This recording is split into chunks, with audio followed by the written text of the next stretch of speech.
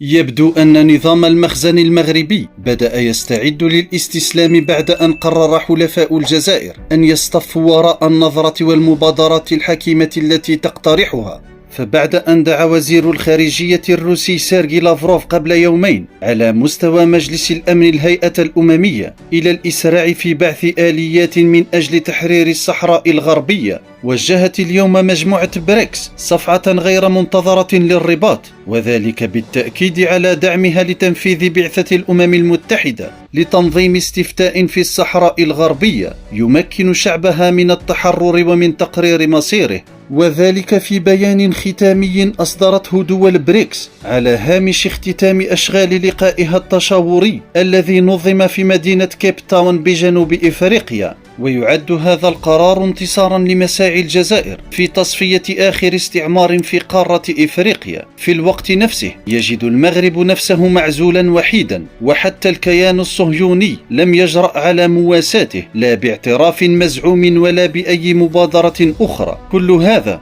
من أجل استنزاف ما تبقى لديه، بل تبقى للمغرب الذي سمح وفرط في أولويات العالم العربي والإسلامي سوى ذكرى تغريدة الرئيس الأمريكي السابق دونالد ترامب التي يحتضنها المغرب، وهو يرى التحركات الفعالة للقيادة السياسية والعسكرية للجزائر